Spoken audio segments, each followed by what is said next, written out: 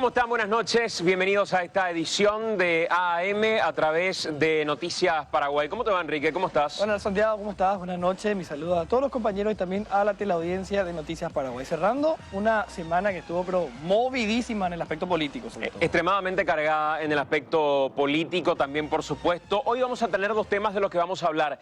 Uno de nuestros invitados es el presidente del Congreso, Silvio Beto Ovelar. Él es consciente que probablemente no venga a un lugar en el que le sea muy cómodo, porque su actitud del otro día en la Cámara de Senadores defendiendo a capa y espada a Dionisio Amarilla probablemente en realidad guarde más relación con intereses particulares y personales de Silvio Ovelar o con eventuales acuerdos políticos que sean favorables a Colorado Añetete. Para mí, Colorado Añetete nunca entendió que finalmente en cualquier circunstancia Dionisio Amarilla se iba o se quedaba, el llanismo iba a seguir siendo exactamente el mismo, el peso que inclina la balanza. Para eso está el llanismo, para eso estuvo con Cartes, para eso está con Mario Abdo Benítez, para eso estuvo con Fernando Lugo.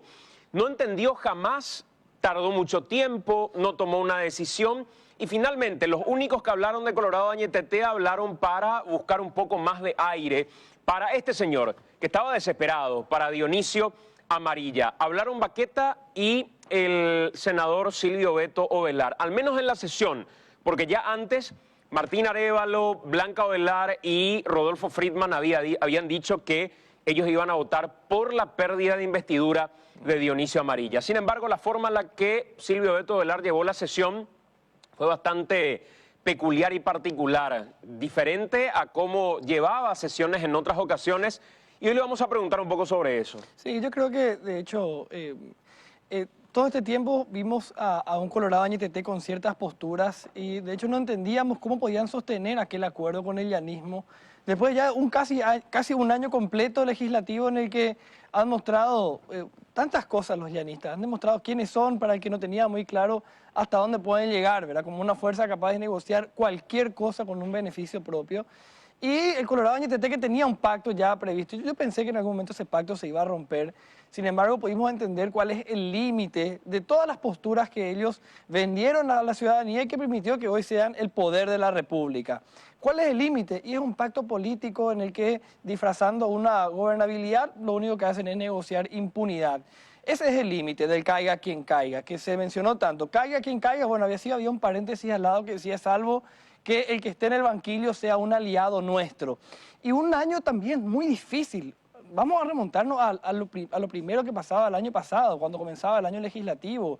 El tema del juramento de Cartes, de Nicanor. Fue un año muy difícil para el senador Silvio Ovelar, que sin embargo demostró llevar la Cámara de Senadores en lo administrativo y dentro del orden político bastante bien a pesar de todas las dificultades. Bueno, acá se rompió, fue una sesión realmente lamentable en la que se han permitido cosas que no tuvieron que haberse permitido, en la que se operó de alguna manera desde la omisión de algunas cosas que se podían hacer desde la presidencia para dar más tiempo a un aliado o darle un mensaje a los aliados, decirles, bueno, hicimos todo lo que pudimos, pero finalmente no logramos salvar a Dionisio Amarilla. Decía Rodolfo Friedman, basta ver cómo votamos cuando a través de redes sociales en general se reclamaba que hayan protegido a Dionisio Amarilla, pero en realidad lo que basta ver que se hizo en la sesión es el tiempo que se pretendió dar, y ya Añetete se sumó al carro cuando las cartas estaban echadas y cuando la suerte de Dionisio Amarilla definitivamente estaba jugada. Así que vamos a referirnos a eso. Probablemente sea una lectura equivocada, qué sé yo, la que tenemos. Sí. Entonces, Silvio Beto Ovelar va a tener la oportunidad de explicarnos qué fue lo que pasó ahí en particular. Además, creo, Santi, para eso que estás diciendo, más que el tema de los votos, creo que en otro momento la gente tal vez se enteraba de lo que pasó, algún debate, alguna sesión histórica, leyendo la tapa de los diarios y viendo las listas de quién votó por qué cosa. Me parece que la madurez ciudadana que tenemos hoy en día, de tener gente en la calle todo el tiempo manifestándose, de unas personas que están involucradas con los temas, y eso se puede percibir por la cantidad de gente que estuvo siguiendo la sesión interminable de la vez pasada, me parece que esa madurez ya permite entender todo lo que pasa antes y lo que pasa durante, quién negoció con quién, qué hizo qué durante, más allá del voto final. Pensar que solamente la gente juzgaría por aquel voto o por aquella levantada de mano me parece que es subestimar la madurez que tiene hoy en día la ciudadanía paraguaya. Así estaba Dionisio Amarilla en lo previo, que terminó firmando un documento antes de irse que era el pedido de pérdida de investidura para el senador Patrick Kemper. Y, por supuesto, esa desesperación se veía en todo momento durante esta sesión. Hoy vamos a dedicarle un tiempo en un mano a mano con el senador Silvio Beto Ovelar. Decía él, voy a ir a la Cámara de Gas. De hecho, sabe que probablemente existan más cuestionamientos a lo que se hizo el otro día en la Cámara de Senadores que aplausos para la decisión que había tomado de defender a capa y espada, como lo hizo en su momento el propio Monjes, pero ya con una conducta en esa misma línea de forma permanente. Al menos coherente, ¿verdad? Claro. Siempre luego buscó la impunidad, siempre lo defendió a los que estaban encausados con un discurso de aliados, ¿verdad? Hasta por eso decía, hasta se podía esperar de un Honor Colorado que defienda la impunidad de Dionisio Amarilla, a sus eternos aliados durante todo este tiempo. Bueno, de ellos se podía esperar y no lo hicieron, al contrario, salieron del lado de la no impunidad. Y bueno, ninguno esperaba que Añetete rápidamente tenga la misma reacción, habiendo ya perdido la mano. Decíamos en la semana, se adelantó Honor Colorado y dejó en offside a Colorado Añetete. Bueno, Colorado Añetete no llegó nunca. Así es. Vamos a preguntarle eso al presidente del Congreso. Y también en esta edición de AM, definitivamente un acontecimiento histórico para nuestro país. La sentencia de la Corte Interamericana de Derechos Humanos. A pesar de lo que vale la pena reconocer y creo que vale la pena decirlo al aire, como en su momento opinamos al aire también, muchos creíamos que había sido una floja defensa de Paraguay en el momento en el que se presentaban en la audiencia a expresar sus razones, sus argumentos y sus motivos para que finalmente no seamos condenados. Sin embargo, lo que finalmente sucedió es que prácticamente uno mira lo que fue la argumentación del Estado paraguayo, lo que fueron los alegatos del Estado paraguayo, y mucho de eso termina siendo base de lo que la Corte Interamericana de Derechos Humanos, en un juzgamiento histórico, terminó dictaminando a favor de Paraguay.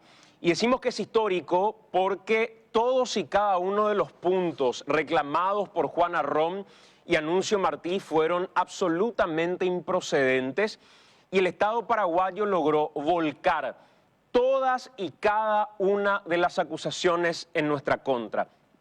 En el sistema interamericano, cuando cualquier país a partir de aquí pretenda defenderse, va a tener que indefectiblemente mencionar en cualquiera de sus aspectos, en las costas o en algunos de los puntos que haya sido evaluado aquí en esta sentencia en particular, va a tener que citar el caso Juana Rom Anuncio Martí versus el Estado paraguayo. Desde hoy, esto que se convierte en una jurisprudencia va a terminar siendo motivo de estudio y motivo de elemento permanente de cualquier Estado que se vaya a presentar ante la Corte Interamericana de Derechos Humanos. De eso vamos a hablar hoy porque lo vamos a tener al Procurador General de la República, Sergio Cosia, con nosotros, y sobre todo Enrique respondiendo a algo que podría llegar a pasar en los próximos 5 días. Sí. Que le revoquen a Juana Rom y Anuncio Martí el estatus de refugiados en la República de Brasil. Parece que es el siguiente objetivo, ¿verdad? Porque cuando se entra a esta cancha con esas dificultades, cuando el gobierno entra a este partido, ya sabíamos que el objetivo iba a ser muy difícil de cumplir, ¿verdad? Sin embargo, hay que decir que políticamente en materia de comunicación creo que también se marcó un hito, así como el que mencionabas a nivel de derecho internacional, porque el Estado paraguayo, el gobierno, involucra de alguna manera a la gente, recordándonos escenas como estas, recordándonos un poco de la historia del secuestro en Paraguay, involucrando a las víctimas, por más que uno de ellos esté en un sector opositor políticamente activando ahora, inclusive. Bueno, y logra que todos nos involucremos al punto que estuvimos viendo esto como si fuera un partido de fútbol de la albirroja, y creo que sentimos eso al enterarnos que finalmente ganamos. O sea, son términos hasta deportivos los que nos permiten utilizarlo mucho y que nos hemos involucrado en este caso. Eso permite que también la ciudadanía se involucre en esta segunda parte que menciona Santi, el hecho de buscar que estas personas rindan cuentas. O sea, muchos aprendimos la historia de lo que fue la fundación de la industria del secuestro en Paraguay, Y entonces la exigencia ya es mayor y de otras personas también, de nuevas generaciones, a que se haga justicia. Y también digo un hito en la comunicación, Santi, porque ahora nos queda una negociación muy difícil con Brasil respecto a Itaipú y pareciera que también van a buscar que haya ese mismo involucramiento en ese proceso. ¿Qué certezas tiene Paraguay de que Juan Arrón y Anuncio Martí efectivamente están bajo vigilancia en el Brasil? ¿Qué certeza tenemos como Estado que ya no están prófugos en este momento? Algunas preguntas que le vamos a hacer al Procurador General de la República a la vuelta de la pausa. Venimos en 2 minutos. Y ya recibimos en esta parte del programa al Procurador General de la República, Sergio Cosea. Hola, doctor, ¿cómo estás? Bienvenido. ¿Cómo te va, Santi? Gracias por la invitación. Al servicio de la gente para responder lo que quieras. ¿Qué se siente después de todo este tiempo que pasó y ya después de la mochila que llevaban encima, que era prácticamente un imposible? O sea, Sí. partamos de la base de todo lo que teníamos en contra ante este juicio que había que encarar. ¿Qué se siente en este momento, doctor? Satisfacción y alivio de haber cumplido el deber, Santi. Como estaba mencionando Enrique al comienzo y ustedes estaban mencionando al comienzo, recibimos críticas. Al comienzo también a mí me parecía injustas las críticas porque nadie sabía realmente qué es lo que había detrás. Fueron 4 meses prácticamente de trabajo intenso para obtener este resultado al cual llegamos. Y como nadie conocía lo que se hacía, nadie conocía las horas sin dormir, el trabajo, estudiar 50 expedientes que nunca uno se hubiese imaginado que tenía que leer toda la jurisprudencia interamericana de derechos humanos. Y al recibir palo uno dice, pues espera, ¿por qué si yo estoy haciendo tan bien todo, estoy organizando todo? Pero obviamente después uno se da cuenta que es efectivamente como un partido de fútbol. Para que la gente entienda en términos simples. Cuando uno ve un partido de fútbol se pone nervioso y dice, cámbienlo, sáquenlo. Al final el que gana el partido es el que mete el gol de diferencia al minuto 90. Y nosotros estamos absolutamente satisfechos. Estamos contentos y estamos aliviados sobre todo. Una tensión terrible esperar esta sentencia. Me imagino. Hoy, en este mismo instante, antes de referirnos a la sentencia en sí, ¿vos pondrías las manos en el fuego, Sergio, diciendo, tengo certeza absoluta, información 100% fiable, de que Juan Arrón y Anuncio Martí están donde tienen que estar bajo vigilancia del Estado de Brasil? Y tengo que ser honesto como siempre, manteniendo la línea y no puedo poner la mano en el fuego por eso. Esta gente nos mostró desde hace 17 años que su estilo de vida es vivir fugándose desde la clandestinidad, o sea, del lado oscuro siempre. Entonces nosotros no podemos poner hoy las manos en el fuego, que estén controlados, que ya no se estén escapando. Y aunque estén controlados, ellos van a usar cualquier mecanismo para escaparse. Evidentemente, si hace 17 años ellos no se someten a la justicia, evidentemente que su intención es no someterse. Y van a hacer cualquier cosa para fugarse, es lo que yo creo. Estuve hablando con todas las personas que hablo que están involucradas, todas naturalmente hicieron todo el trabajo, tanto las autoridades paraguayas como brasileras, para establecer los mecanismos de control y sobre todo los mecanismos para traerlos de vuelta. La extradición, las órdenes de captura son reiteradas en código rojo a nivel de Interpol, pero necesariamente tengo que decirte y decirle a la gente que no es un seguro 100% de que ellos no vayan a fugarse. Ahora, que no sea 100% seguro que ellos no vayan a fugarse eventualmente. Cuando están en condiciones de refugiados, cuando están en condición de refugiados, ¿el gobierno de Brasil puede poner una vigilancia eventualmente o su condición de refugiado hace que ellos no puedan tener guardia policial, por ejemplo? La guardia policial que ellos tienen con su condición de refugiado es relativa. Ellos no tienen un policía constante que les está vigilando porque justamente el estatus de refugiado los convierte a ellos prácticamente en ciudadanos brasileños mientras dure el refugio. Entonces todos los mecanismos de control son a favor de ellos, no a favor del Estado requirente. Es decir, ellos van allá y tienen un policía, el policía que esté con ellos para su seguridad, no para la seguridad de que no se escapen. O sea, al adquirir el carácter de refugiados, ellos tienen un estatus casi de ciudadanos brasileños. Entonces es difícil decir, al pedirle al Estado brasilero que ponga una guardia para evitar que ellos se fuguen. Sí existen otros mecanismos de control, por ejemplo, que ellos tienen que comunicar su residencia. Y hace poco, cuando se les notificó a ellos de justamente el pedido de revocación, Juan Arrón no estaba en su casa y se estaba mudando.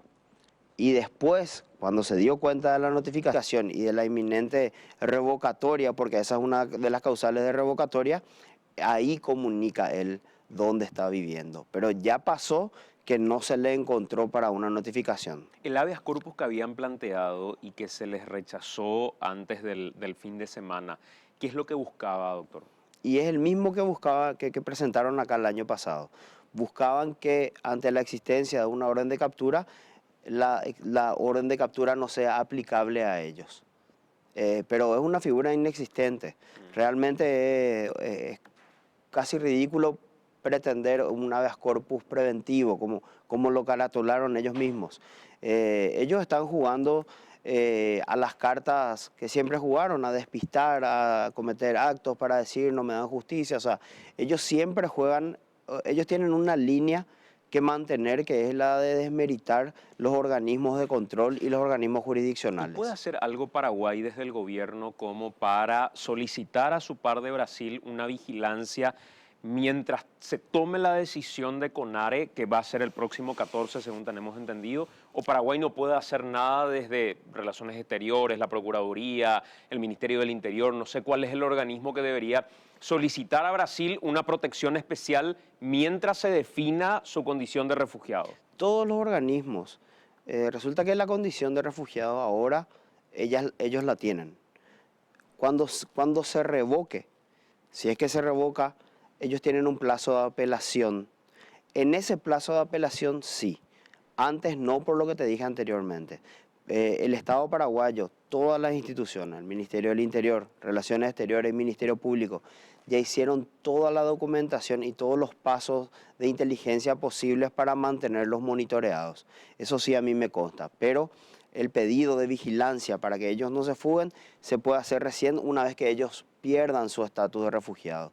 Te digo, el carácter que tienen ellos es proteccionista hacia ellos por parte del Brasil.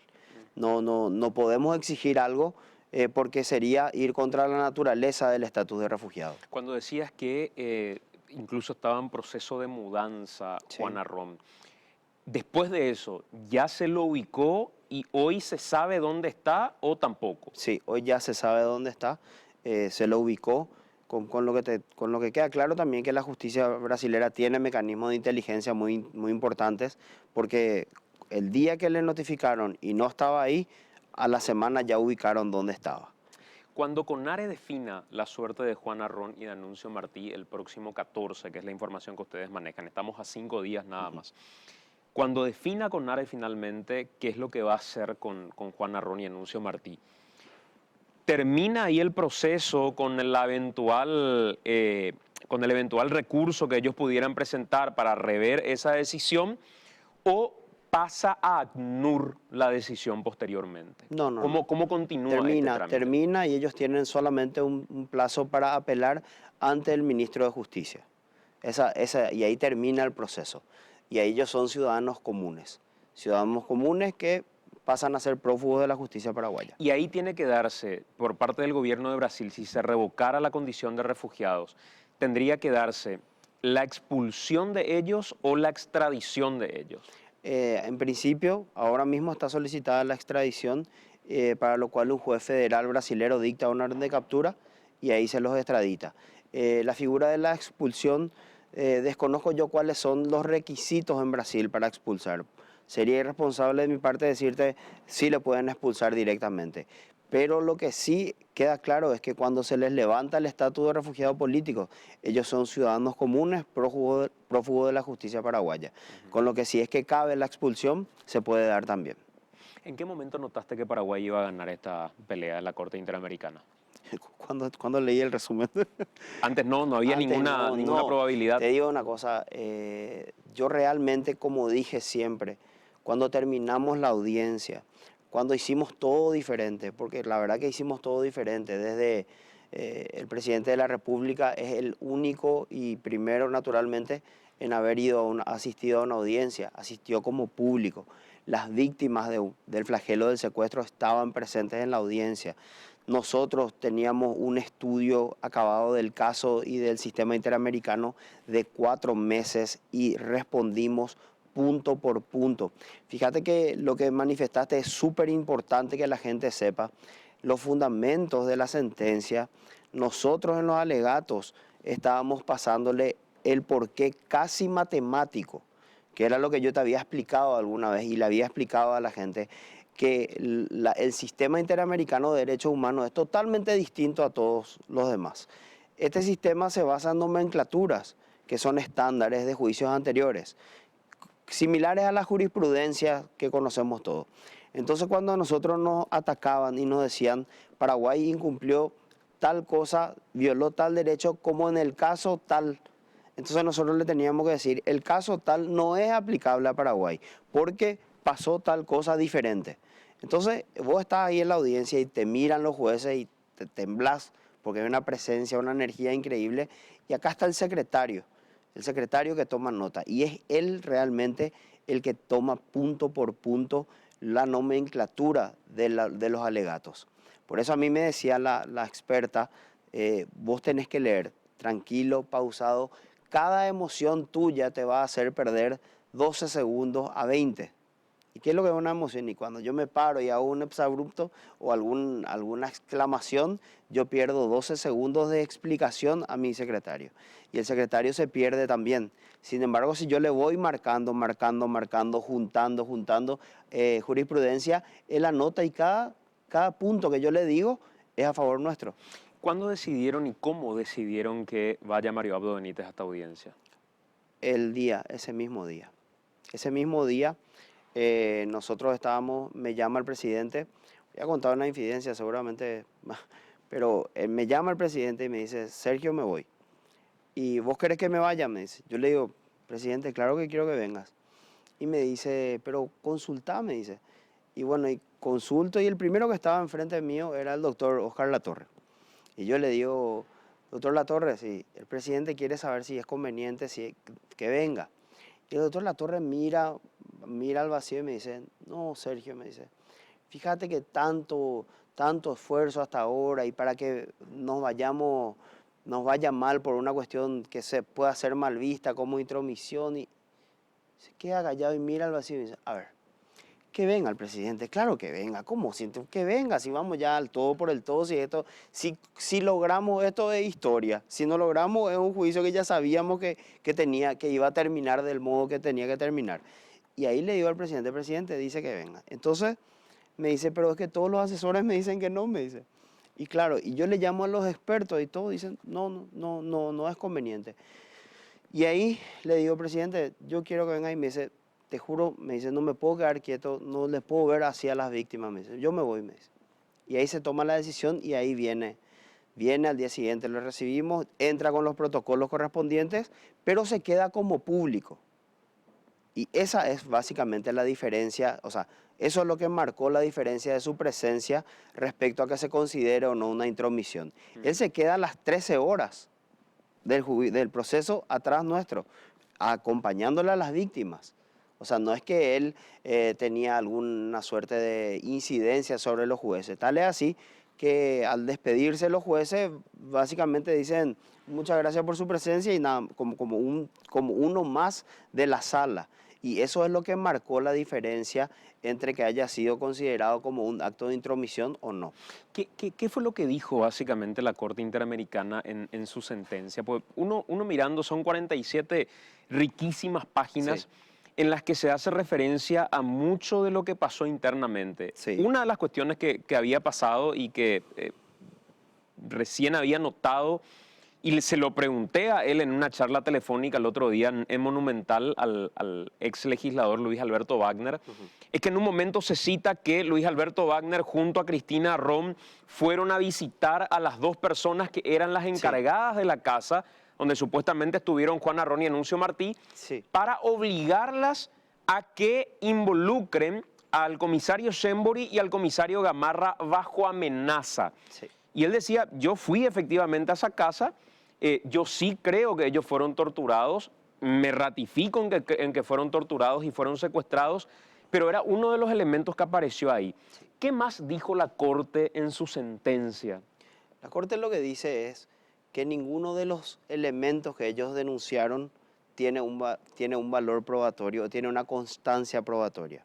Incluso esa. Hay una declaración en donde ellos dicen involucran al comisario. Sin embargo, una declaración posterior dice a mí me amenazó Wagner. Exacto. Para que diga esto. Después, por ejemplo, la sentencia dice que todo lo que ellos manifestaron son solamente dichos de ellos, de las víctimas. Fíjate quiénes son sus testigos principales, ellos mismos. Yo me quejé en un momento y dije, se le está dando la oportunidad de volver a denunciar, de volver a demandar, de ajustar lo que no hicieron. Pero sin embargo, efectivamente jugó a favor nuestro que ellos, las propias víctimas, sean sus propios testigos. ¿Por qué? Porque era básicamente, tiene que ser cierto lo que yo digo. Ninguna de sus acusaciones tiene sustento probatorio. Eso es lo que dice la sentencia. Incluso en un momento la sentencia dice que la mayoría de los testigos de Arrón y de Martí se iban a contar algo que escucharon, Ya escucharon, sí.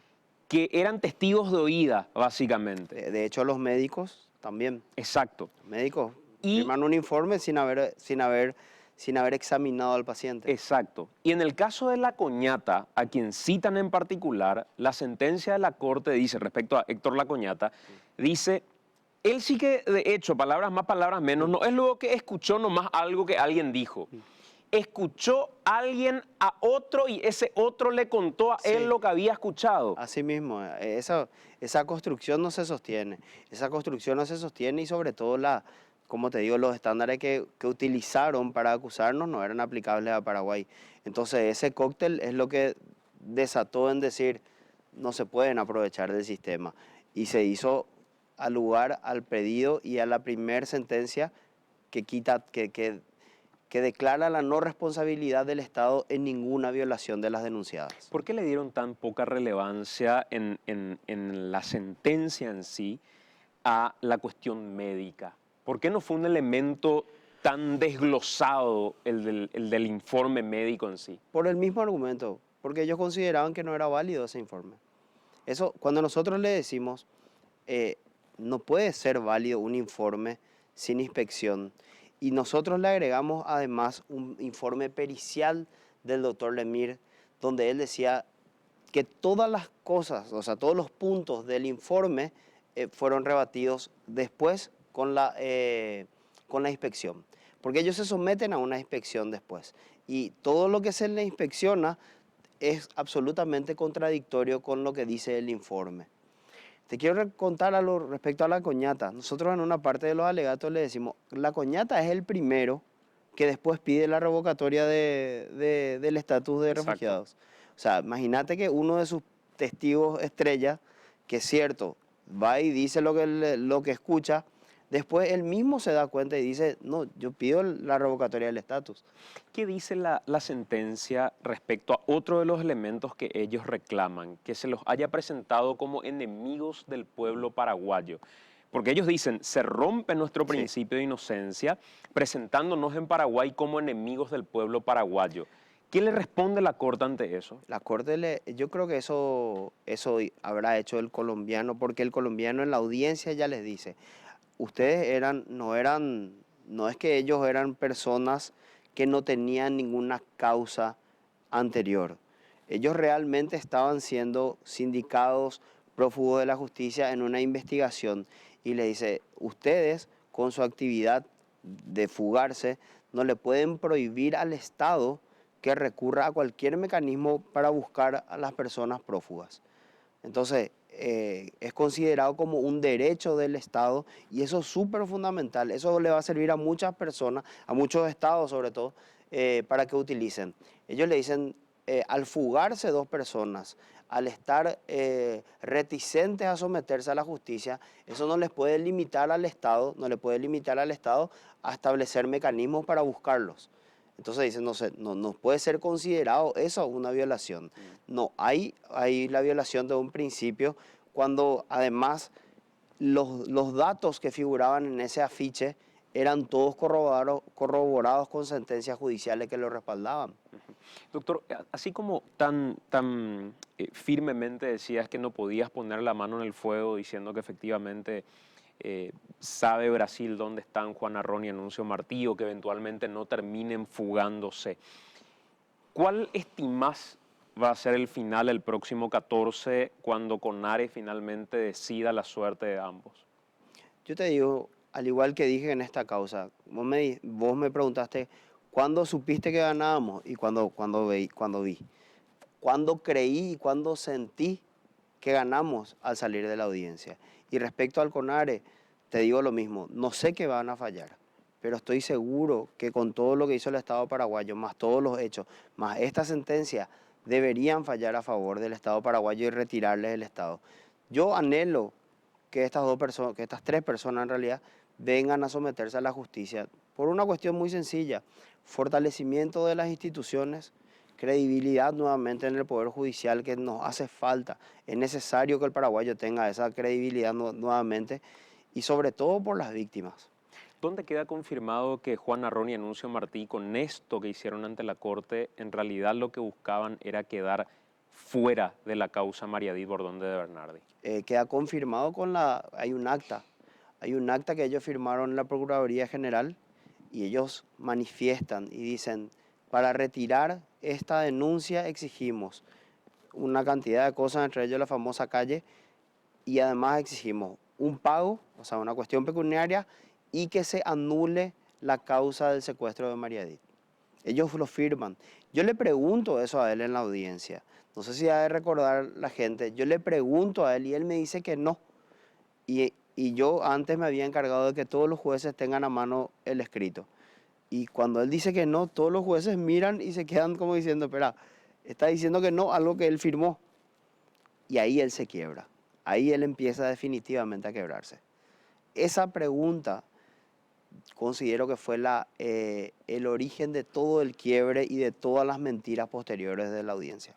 A partir de este momento, Esteban Aquino, que había accionado contra Cristina Rom porque una y otra vez lo involucraba en algo que él ni siquiera estaba en Paraguay, decía estaba fuera, en Francia, según tengo entendido, ¿ya puede a partir de ahora llevar adelante el recurso en instancias judiciales paraguayas o esa ya es una acción que murió definitivamente? No, sí puede, porque lo que ordenó la Corte fue el cese de la acción. La Corte no ordenó ni el archivamiento ni el sobreseimiento de la querellada. Lo que ordenó fue el cese, mientras dure el proceso, naturalmente, porque lo que dice la Convención es que mientras que dure el proceso, las personas no podrán ser procesadas ni amedrentadas por sus dichos en la audiencia. Doctor, por último, en términos finales, si tomás el Excel o mirás el cuadernito de todo lo que costó el caso Arrón y Martí al Estado paraguayo ante la Corte Interamericana, ¿cuál es el monto final de todo lo que costó esto al Estado paraguayo? Y más de $50.000. Más de $50.000 nos costó, entre viajes, pasajes, independientemente a qué institución gastó. Imagínate que nosotros nos quedamos sin presupuesto ya, porque teníamos que llevar el equipo, no podíamos ir solos. Vi que una de las críticas era eso: ¿para qué fueron tantas personas? Y si nosotros no íbamos preparados como fuimos, no íbamos a ganar. Por eso yo destaco el valor y el trabajo en equipo. De verdad, este fue un trabajo en equipo interinstitucional, y sin ese trabajo de todo el equipo no se iba a poder llegar a este objetivo. Y yo te digo, realmente importante, es muy grande lo que se logró. Es muy grande, es histórico, pero histórico a niveles comparables con la decisión del presidente Hayes. Así, a esos niveles te digo. Doctor, gracias por acompañarnos, muy amable. Gracias a vos, Santi. Felicidades. El Gracias. doctor Sergio Cosia, Procurador General de la República. Vamos a hacer la pausa con un informe que resume básicamente lo que sucedió en este caso de Arrón y Martí contra el Estado paraguayo ante la Corte Interamericana de Derechos Humanos. A la vuelta de la pausa mano a mano con el presidente del Congreso de la Nación, el senador Silvio Beto Ovelar. Vamos a hablar con él de lo que pasó en la sesión en el caso Amarilla. Honestamente, yo no sé si es que se le perdió la película de todo lo que había llevado adelante hasta acá como presidente del Congreso. Mira que tuvo partidos difíciles, lo tuvo a Payo ahí armando escándalos, se plantó, pudo llevar sesiones adelante, pero daba la sensación que en la sesión del otro día alguna que otra pelota se le perdió a Silvio Ovelar o las cosas no salieron como esperaba, que era darle un poco más de aire a Dionisio Amarilla, como había planteado otro añeteté, su colega Enrique Baqueta. Hacemos la pausa, a la vuelta ya nos acompaña el presidente del Congreso. A la pausa con este informe del caso de la Corte Interamericana y el caso a Ronnie Martí.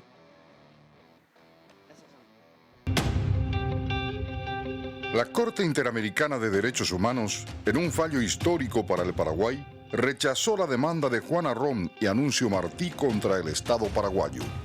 El fallo apunta a 4 puntos en particular que la Corte encontró a cada uno incoherente, inconsistente y con falta de pruebas. En primer lugar, ante la supuesta violación de los derechos a la libertad personal, integridad personal, vida y reconocimiento de la personalidad jurídica, la Corte constató que el caso no se enmarcó dentro de un contexto de práctica sistemática y generalizada de desaparición forzada, persecución política u otras violaciones de derechos humanos. Además, expresó que no existieron pruebas que demostraran que las presuntas víctimas estuvieron en manos de agentes del Estado antes de que sucedieran los hechos alegados. En segundo lugar, ante la supuesta violación de los derechos a las garantías judiciales y a la protección judicial por parte del Estado contra Juan Arrón y Anuncio Martí, la Corte concluyó que el Estado no incumplió con su obligación de iniciar sin dilación y de oficio la investigación de la desaparición de Juan Arrón Suhur y Anuncio Martí Méndez. Y además hizo notar que al menos 19 diligencias que los representantes listaron como no realizadas sí se llevaron a cabo dentro de la investigación y que otras diligencias no se efectuaron por falta de colaboración de las presuntas víctimas o sus representantes. En tercer lugar, ante la supuesta violación del derecho a la integridad personal de los familiares de Juan Arrón y Anuncio Martí, la Corte consideró que el Estado no era intencionalmente responsable respecto a la alegada violación del derecho mencionado.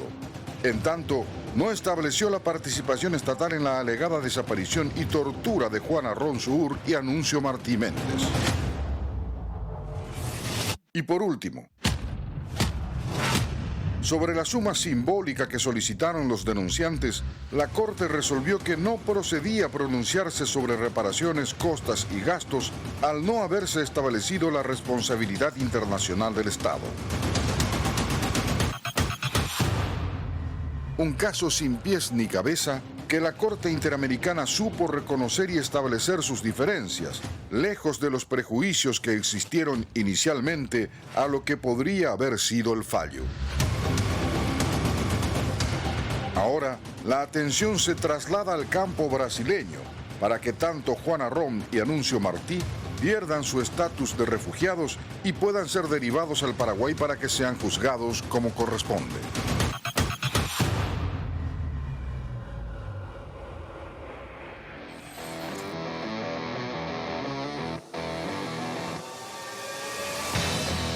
Con 46 minutos, estamos en vivo a través de Noticias Paraguay haciendo AAM. Vamos a hablar ahora de algo que ocurrió esta semana y que fue histórico. Un senador de la República fue expulsado y en menos de un año ya fueron expulsados 5 parlamentarios.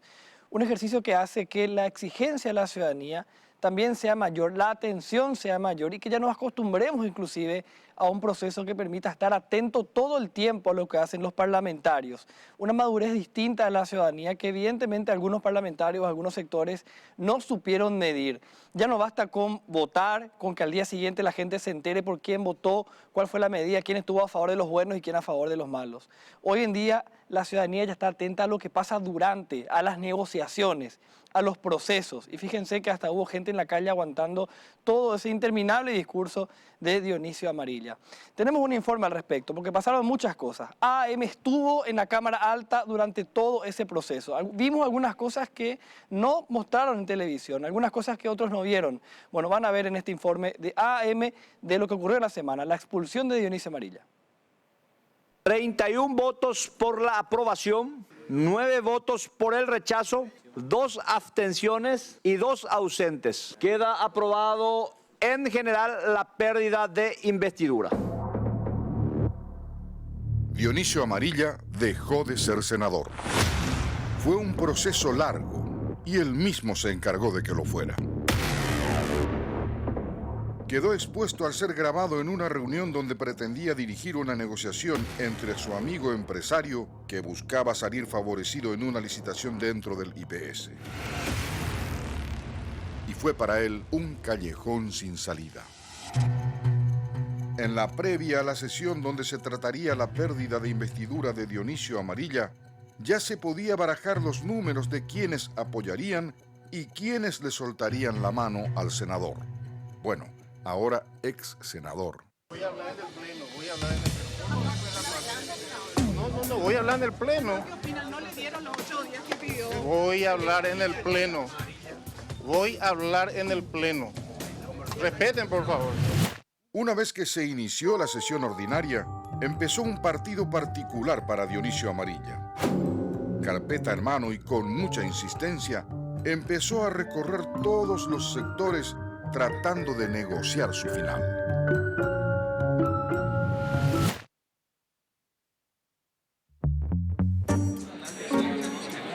En Honor Colorado tuvo reunión el lunes de bancada. Se discutió y se decidió por la pérdida de la investidura, por uso indebido de influencia, fehacientemente comprobado, dice la Constitución, no dice jurídicamente comprobado. ¿Merece o no la confianza ciudadana? Nuestra respuesta es no.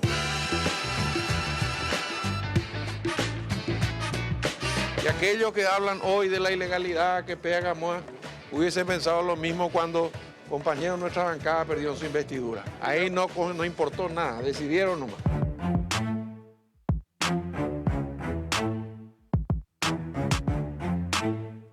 Senador, ¿cómo está? ¿Tranquilo, pa? ¿Tiene la pérdida de investidura de Dionisio, su colega? Hay una sesión extraordinaria después del término de la ordinaria. ¿Debe quedarse o debe irse?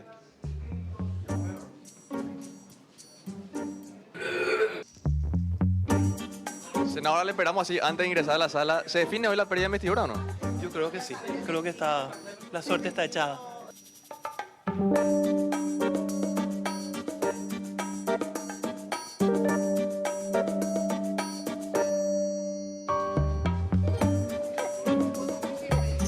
¿Se define hoy, senador?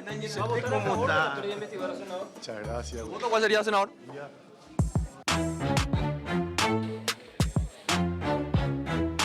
Yo creo que lo que hay que es darle a la ciudadanía una respuesta inmediata, no alargar esta cuestión, medio que le parece una telenovela mexicana interminable, ¿no?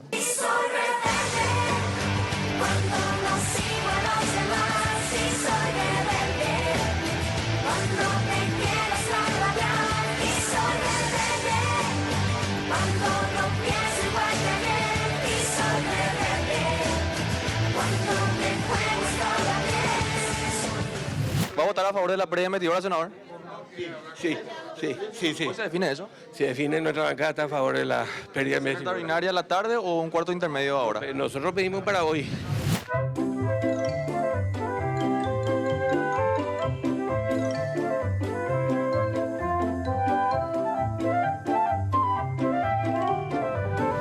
Viene Desiré, ella dijo, la senadora Desiré dijo que no me va a dar ninguna palabra más en el Senado, por eso fuera del Senado ya le estamos agarrando. Senadora, ¿hoy se define lo de Dionisio Amarilla, sí o no? Hoy se define, pero hasta ahí nomás. El que se picha pierde, vos me dijiste. El que se picha pierde, pero me habló Desiré, me habló. Senador, ¿le puedo interrumpir un ratito nomás acá? Esta es la bancada Honor Colorado, ¿qué se está definiendo acá? No, estamos hablando, nosotros tenemos postura definida de la semana pasada. Se presenta el tema y vamos a votar por la pérdida de investidura. ¿Puedo pasar un ratito, Sí, permiso, cómo no. senador? Leander, ¿cómo está, senador? Bien, bien, excelente, todo bien. ¿Se define hoy la pérdida de investidura de Amarilla o no? No sé, no hay pedido, pero si se presenta hay mucha versión que van a hacer un planteamiento. ¿Y usted va a acompañar o no? No, yo estoy contra la pérdida de investidura retirada por el Parlamento. Y alguna vez la Corte tiene que tener el coraje de dar su posición al respecto. O sea, en ningún caso votaría a favor de la pérdida de investidura. No, en ningún caso. ¿Por qué crees? Acá entre nosotros no hay cámara de por medio. ¿Por qué crees que Añetete todavía no sentó postura al respecto? Y porque claramente es su aliado. Y su aliado. Permiso, senador. Un ratito nomás te voy a molestar acá para pasar. La novela de Dionisio. Si caía él, quería estirar a otro colega a que lo acompañe. La víctima elegida fue el senador Patrick Kemper.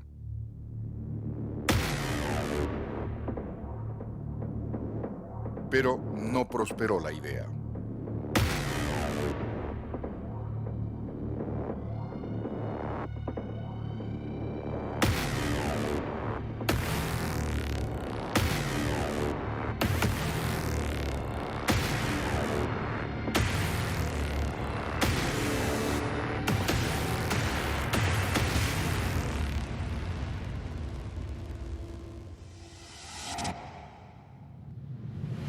Senadora, ¿cómo está? Hoy debe definirse la pérdida de investidura de Dionisio. Sus aliados intentaron plantear suspenderlo por 60 días para evitar su destitución. Un castigo sí, pero menor, digamos. Tampoco funcionó la estrategia. ¿Por qué Añetete todavía no sentó postura sobre Dionisio Amarilla? ¿Hay en riesgo algunos acuerdos por ahí? No. Sencillamente porque hemos acordado asumir una posición de bloque y escuchar la defensa del compañero Amarilla en su momento, darle el debido proceso. Y estamos en eso. Después ya vamos a tomar nuestras posiciones en el momento de la votación. Gracias, senador. Nos vemos el domingo. El domingo. Qué bárbaro. Este es Santiago lo que... Decirle, voy a...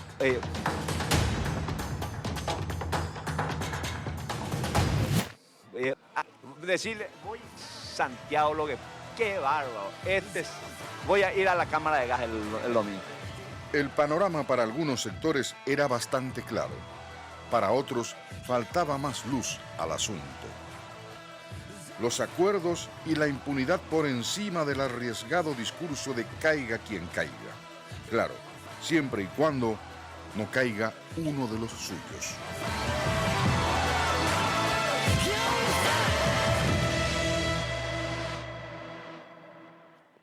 Y está acá con nosotros como prometió. Él sabe que generalmente no es muy... Aunque hemos tenido charlas muy amenas en algunos casos, él sabe que en general hay momentos que son incómodos como para responder determinadas cuestiones. Pero está aquí y a pesar de que hoy le asustó a nuestra productora diciendo que no iba a venir, finalmente está presente. ¿Qué tal, senador? ¿Cómo te va? Muy bien, un gusto grande, Santiago, poder estar contigo. Mi respeto a la gran teleaudiencia. Y este es el ejercicio de la democracia. Podemos disentir, podemos compartir ideas, pero creo que en un Estado de Derecho y donde está vigente la democracia, uno no puede rehuir al debate, al diálogo, independientemente a que tenga coincidencias o disidencias. Voy a arrancar con algo que probablemente te resulte ya de inicio incómodo. Sí. Porque recuerdo una conversación que tuvimos en este mismo canal, en la que vos me confesaste que te incomodaba, no es que no te gustaba, te incomodaba luego que te digan trato a púa. Pero claro que sí.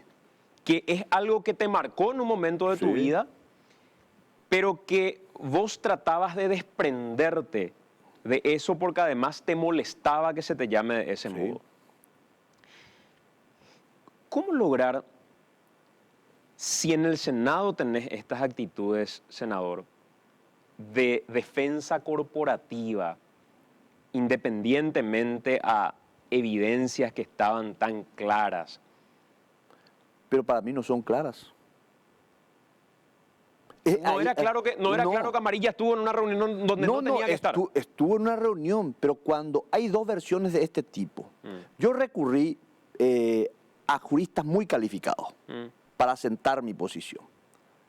Porque yo he conversado, he visto la posición de politóloga, justamente he visto tu Twitter, en donde justamente argumentaba eso. Sí. Beto Velar siempre recurre a citas de politólogos, a cientistas sociales para poder sostener su teoría. En realidad dije para evitar ir a lo que dice la Constitución. Entonces, cita a los politólogos o cita a los juristas, que en otros términos se llama argumento ad hominem, para evitar lo que dice la Constitución. En este caso recurrí a constitucionalistas de primer nivel. O sea, no voy a dar nombres porque están ternados algunos de ellos. Pero sigue siendo un argumento ad hominem. Sí, pero espera un ratito. Vos siempre, últimamente, ustedes se adueñan de la verdad. Y Santiago González puede ser un brillante periodista, pero no es infalible. Absolutamente. Es nuestra condición de humano, finalmente. Claro, Mabel Redfer puede ser una brillante investigadora, Sí. pero también es falible. Por supuesto. Entonces, yo recurrí a tres juristas muy calificados.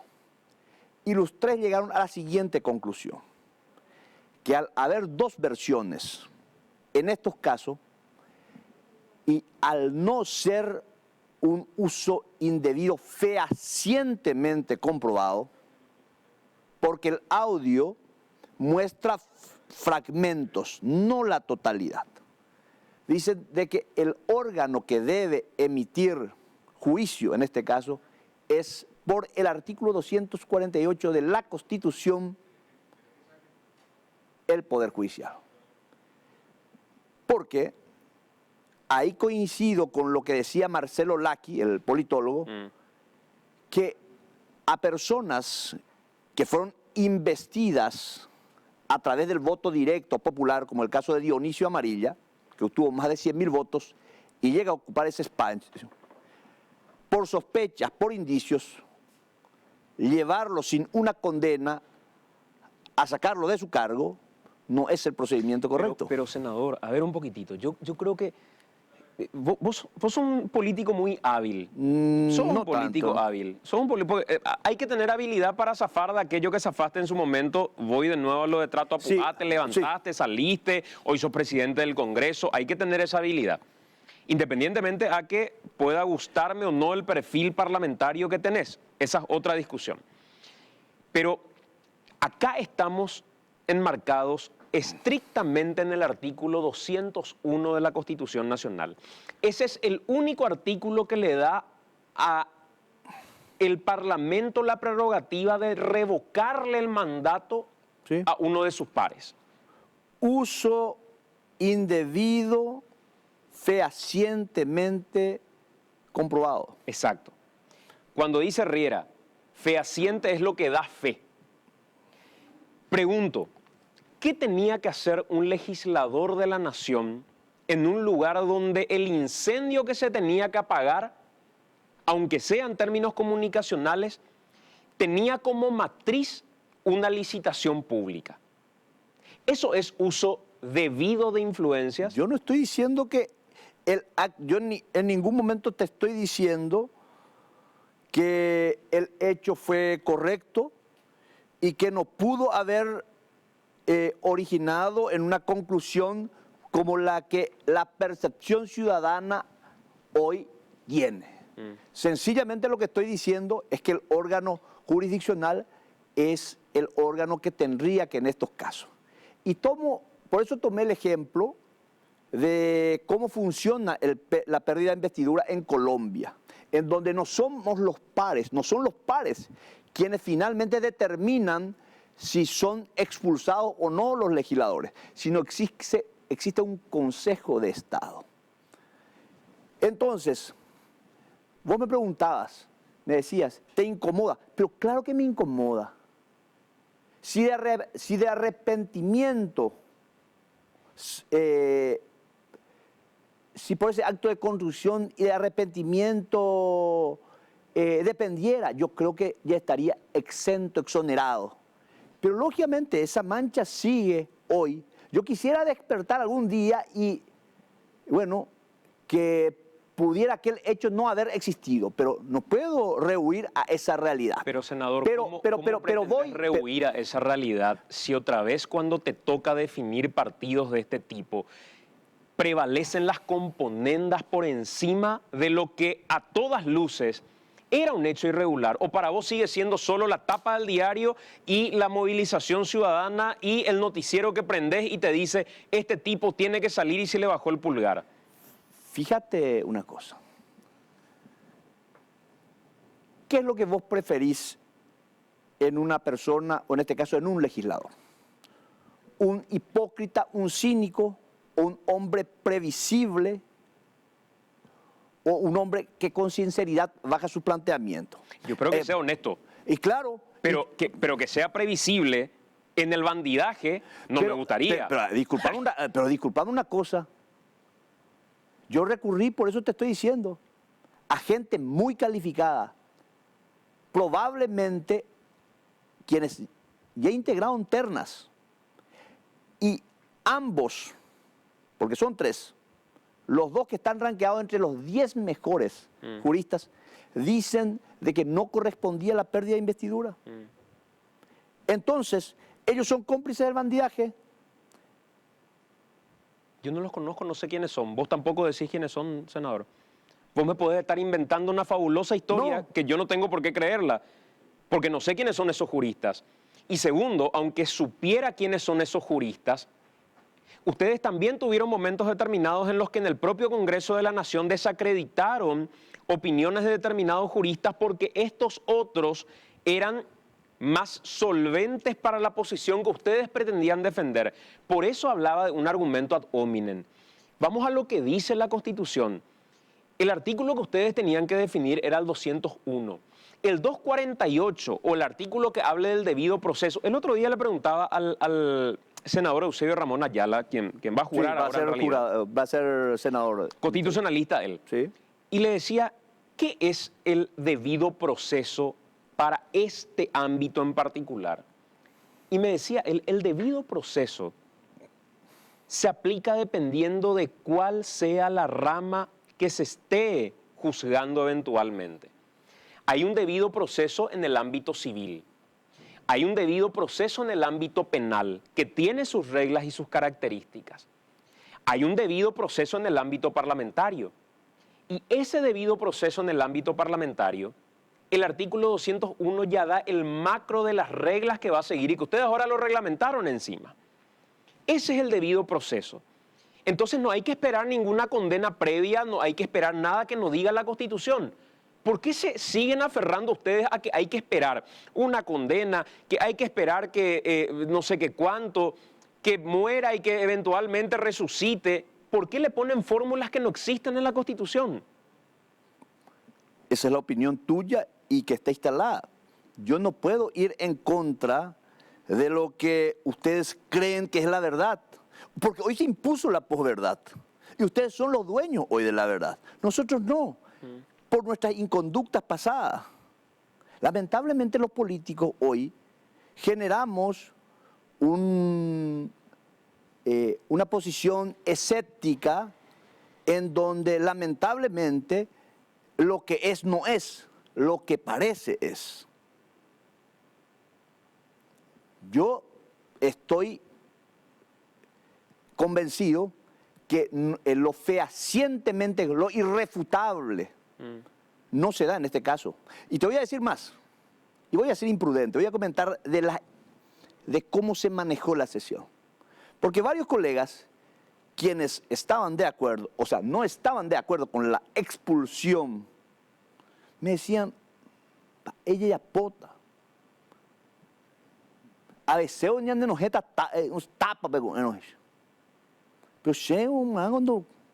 Y otro, voy a comentar otro colega del Partido Liberal, me dice, no corresponde, pero Efraín ya bajó la línea del sector efrainista. Pero ahora hay problema de una begure. cuando fue administrador de la UNA.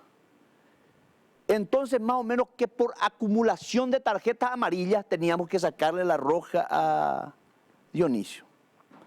Y creo que para la pérdida de investidura debe ser sobre un hecho puntual. Sí, así y mismo. para mí los audios no son, salvo que la investigación fiscal, judicial, determinen de que evidentemente hubo una conexión y hubo el tráfico de influencia. No hay certeza. ¿Por qué tu presidente anuló la licitación de IPS si los audios no eran contundentes? Y porque evidentemente hay dudas, no contundencia. Porque si hubiese habido contundencia, el presidente de IPS ya estaba afuera. ¿Por qué no lo echó en el momento? ¿Por qué suspendió la licitación? No. ¿Por qué suspendió la ¿Y por qué licitación? no lo echó? O sea que lo que me estás diciendo es que tu líder no tiene coraje ni valentía como para decir... No, yo no estoy diciendo eso. Porque le teme a la tapa del diario. No, yo no dije eso. ¿Y entonces? Porque si le temía la tapa del diario, ya le echaba. No lo echó. Pero suspendió la licitación. Y suspendió Si porque, todo estaba bien. porque hay dudas. Pero ese no es un... Pero una cuestión es la duda, otra cosa es la comprobación. Vos me estás diciendo de que es un hecho fehacientemente comprobado. Yo te digo que no. ¿Qué tenía que hacer Amarilla ahí? Estaba en el lugar equivocado, en el momento equivocado. Y yo, si hubiese sido él, pero al verle al tipo este, tendría que haber desaparecido. Pero qué lindo que es decir, estaba en el lugar equivocado, en el momento equivocado. Sí, pero ¿Qué yo hacía no ahí? tengo la Senador, porque ese es el elemento fundamental de todo el análisis. Pero yo no sé. Yo no puedo entrar en el cerebro de Dionisio Amarilla para saber cuál era su motivación. Pero yo tengo una película parcial, yo no tengo la película entera. Yo tengo fragmentos. Yo no tengo la película. Solamente la línea de investigación que tiene la Fiscalía y el Poder Judicial puede llegar a esa conclusión. La Fiscalía, con los cruzamientos de las llamadas y con las conexiones, puede llegar a una conclusión si realmente incurrió en el tráfico de influencias o no. Pero yo no tengo hoy la certeza absoluta. Y te digo con absoluta sinceridad. Porque si vos me decís, senador, yo creo que vos estás mintiendo, yo tengo que agarrar el micrófono, Santiago, es un gusto, y retirarme. No, porque creo que finalmente es correcto. Si creo que está en lo correcto, te digo que está en lo correcto. Si creo que está equivocado. Yo lo que creo, senador, es que vos el otro día operaste como pocas veces operaste. Y eso que sos un gran operador político. Sí. Por darle más aire a Dionisio Amarilla. Pero el tipo se estaba yendo. ¿Qué querés que haga? Fusilarlo. Sacarlo, lo que dice la Constitución. Darle el tiempo que había que darle. Procedimiento sumario. Santiago, no está reglamentado la pérdida del proceso de la pérdida de investidura. Tratamos de darle el tiempo necesario. Pero esperá un ratito. ¿Vos no sos el mismo que justificaba el juicio político en el que lo sacaron a Fernando Lugo? Sí. Y entonces a Lugo lo escucharon 2 minutos y ella se fue a su casa. Pero justamente uno de los errores que nosotros mismos hemos analizado posterior a ese proceso es el hecho de no haberle dado el tiempo necesario a Lugo. A Víctor Bogado lo sacaron menos tiempo. Sí, pero... Y se fue, pero en el correligionario. Claro, porque en el caso de Víctor Bogado había una sentencia judicial. Había una sentencia de 2 votos a 1. En este caso no. ¿Y por qué operé a favor de Busarquis en el caso último? Porque creo que hubiese sido una gran injusticia sacarlo por ese hecho. ¿Cómo había votado en el caso de Víctor Bogado vos? Voté por la pérdida de investidura. Porque en ese caso había una sentencia firme. Y yo le tengo un profundo aprecio, un gran afecto le tengo a Víctor Bogado. Pero había una sentencia. Me hace decir en primera instancia, pero sí había un fallo judicial. ¿Vos crees honestamente que en todas las horas que habló Dionisio Amarilla, que lo leía al abogado Guillermo Duarte, decir que tanto se habla del debido proceso y de la pertinencia o no de las pruebas, que él utilizó al Papa en un video determinado y nadie le objetó diciéndole cuál es la pertinencia de esta prueba, señor, si vamos a equiparar a un juicio? En un juicio común del fuero penal, lo mandaban a su casa a Dionisio Amarilla diciéndole, ¿pero qué tiene que ver el Papa en este lugar? Sin embargo, ahí lo dejaron, atendé, lo dejaron poner al Papa, que hasta osó en decir que el Papa editó ese video para él. La abogada de Dionisio Amarilla les hizo un meme. ¿Tenés lo que hizo la abogada, por cierto? La abogada Gorostiaga. Pone un poquito el video de lo que hizo Gorostiaga en un momento determinado. Les tomó del pelo. Mira, y estuviste más bueno que nunca. Escucha un poquitito, escucha. Mis años de experiencia en el proceso penal no me he visto nunca con una situación como esta. Y sinceramente cada día uno aprende porque uno es un eterno aprendiz. Y realmente hoy he aprendido lo que es estar en un tribunal al estilo Torquemada. Sinceramente, es decepcionante. Y así como se dice, no esperaba nada de ustedes, aún así han logrado decepcionarme. Realmente. Y hay tantas cosas que me hacen ruido. Les hizo un meme. Sí. Perdón, déjenme a mí por de nuevo. Doctora, yo quiero decirle una cosa. Usted está en una Cámara de Senadores y refiérase con respeto a los jueces que son los senadores en este caso. Gracias, de lo señor contrario, presidente. me veré obligado en cortarle el uso de la palabra. Tuvo que aparecer hasta el propio Dionisio Amarilla que le hizo esto. Desiree armó un escándalo desde su curul para que Beto Velar asuma el rol de presidente del Congreso, que suele ser bravo. Pero asumí. Pero escuchaste lo que le dije. Refiérase con respeto a los señores senadores, de lo contrario me veré obligado a sacarle el uso del micrófono. Pero después de que haya protestado Desiree, después de que haya el propio Dionisio haya percatado que estaba actuando de una manera irresponsable. Convengamos algo, que la peor estrategia que pudo haber utilizado en el pleno Dionisio fue haberle llevado a esta señora, a esta abogada. Pero lo que voy nomás es lo frágil que estuviste en general, senador. No. Porque ese no es tu perfil habitual. Y lo que daba la sensación era que el que te marcaba el compás de lo que había que hacer era Dionisio. Dionisio tenía acá un micrófono. Y con el micrófono hacía esto. Y ya hablaba. Hacía esto y hablaba. Esa es tu percepción, no fue así. Es lo que vimos todos, senador. Nosotros, aparte, te voy a decir, yo presidí la sesión la mitad del tiempo y la mitad del tiempo presidió Lanzoni. Blas Lanzoni. Es que había un acuerdo tácito de los colegas de dejarlo, ya que no se... Porque hubo un planteamiento... Lo correcto, Santi, hubiese sido que le diéramos ese tiempo de 8 días para que viniera a ejercer su defensa. Al no prosperar eso, había un acuerdo tácito de casi todas las bancadas de dejarle el tiempo necesario para que él pudiera argumentar. Para mi gusto, malgastó indebidamente todo ese tiempo. Porque yo pensé que iba a haber cuestiones relevantes. ¿Y no hubo cuestiones relevantes? No, a mi parecer no. Y así todo votaste a su favor. Voté a su favor porque yo estoy convencido de lo que defendí en el Pleno, de que no había un hecho fehacientemente comprobado y donde necesitábamos que el órgano jurisdiccional sea el que determine si es o no así. O sea, todo ese tiempo que malgastó Dionisio Amarilla, donde honestamente creo que no logró levantar uno de los cargos en su contra. Yo creo siquiera. que él perdió votos antes que ganar votos en ese proceso, en ese interín de 6 horas. Y a pesar de todo eso, vos me estás diciendo que votaste a su favor. Porque yo tenía la posición tomada.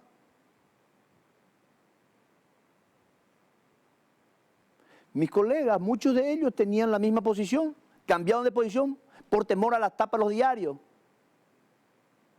Es más, yo no voy a... Vos sos un tipo demasiado inteligente, Santiago. Vos viste cómo los muchachos trataron de excusarse. Y en el final, ¿qué hicieron? Algunos se abstuvieron, pero otros inclusive que están en contra de la expulsión, votaron por la expulsión. ¿Por qué ni un solo senador, ni uno solo de tu sector político de Añetete? ¿Por qué me miras así? ¿Y por qué me río de Añetete, del comportamiento de Añetete? ¿Qué te da risa el comportamiento de Añetete?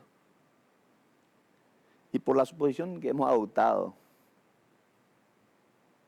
Ni uno solo, senador. Lamento que el senador Galaverna no haya estado por cuestiones de salud. Si él hubiese estado, te aseguro que él votaba en el mismo sentido que yo. Sí, estoy seguro.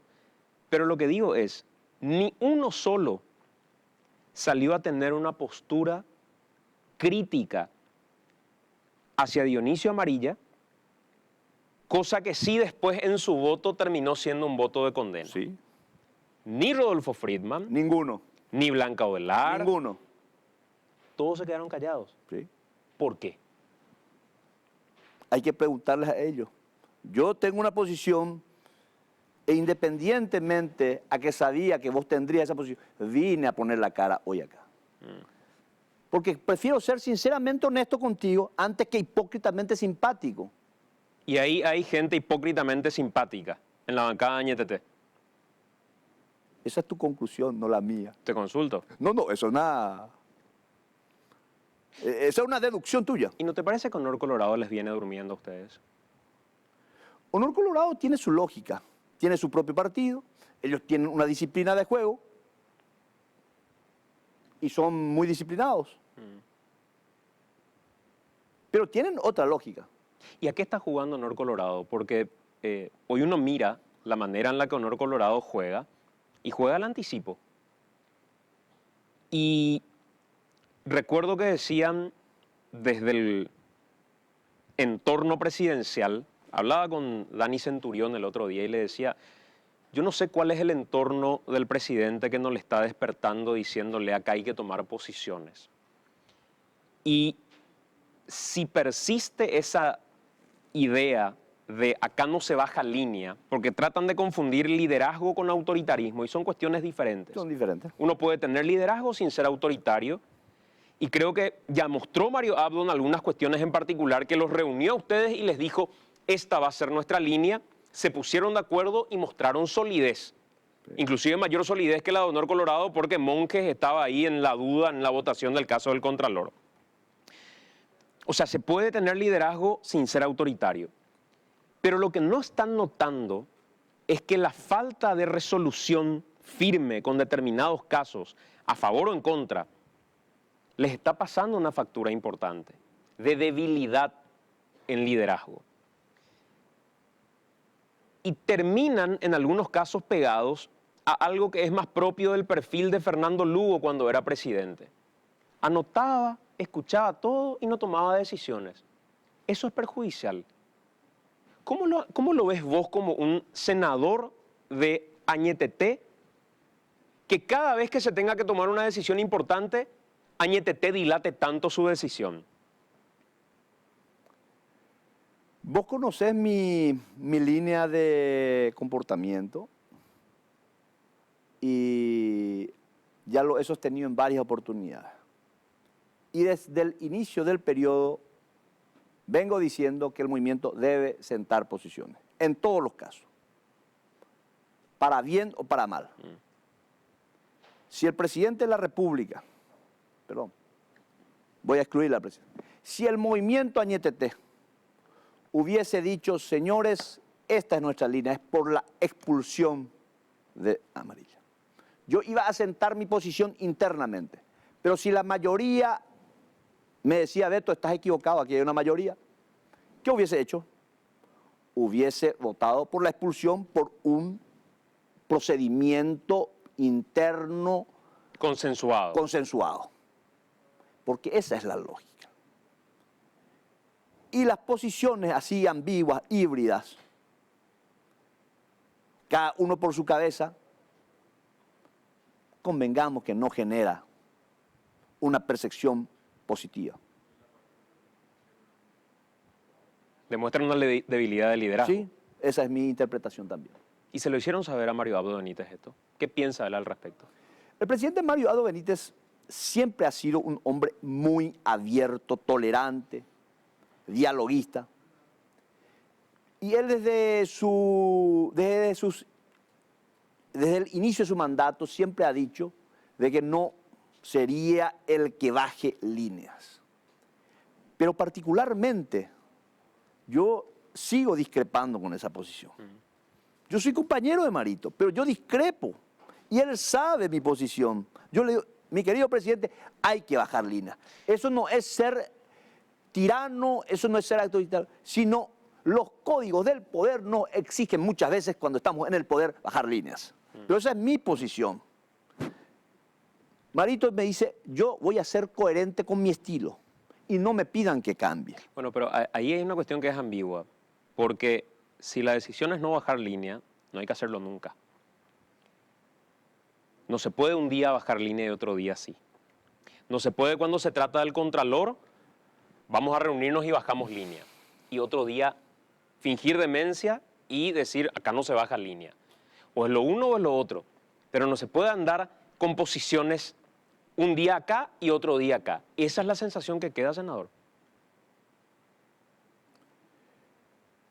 Y bueno, hay cuestiones que nosotros internamente debatimos.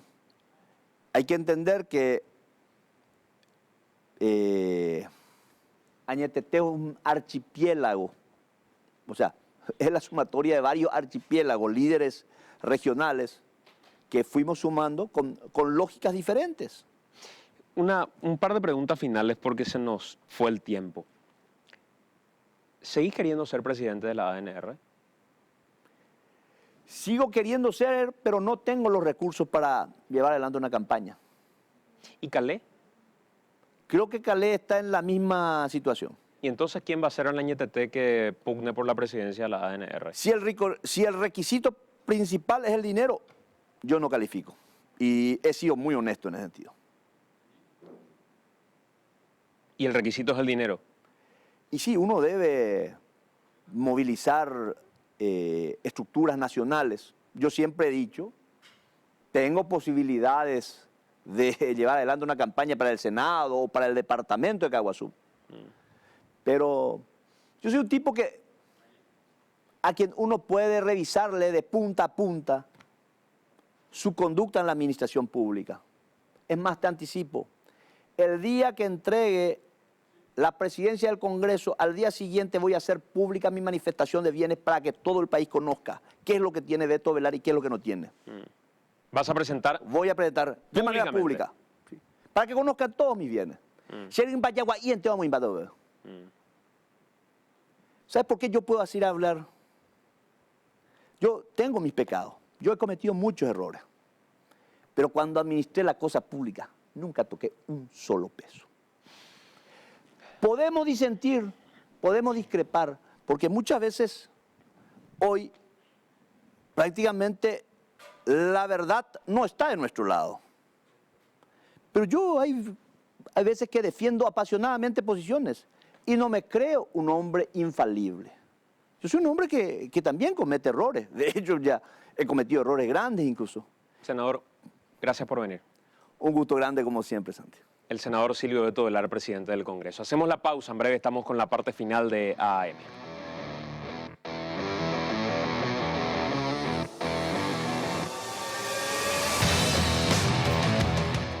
Son las 9 de la noche con 28 minutos. Estamos cerrando esta edición de AM. Al final dejó algo muy interesante para un título, ¿verdad? Para lo que ya está prácticamente descabalgado y que Calé también. Exacto. ¿Quién es el candidato a Añeteté ahora? Que ni él ni Calé van a ser candidatos a la presidencia de la ANR. El movimiento que tiene el poder de la República. Sí, señor. La Cámara de Diputados quedaría para un Colorado, honor Colorado, la candidatura de honor Colorado firme con Riera y Añeteté parece más dividido.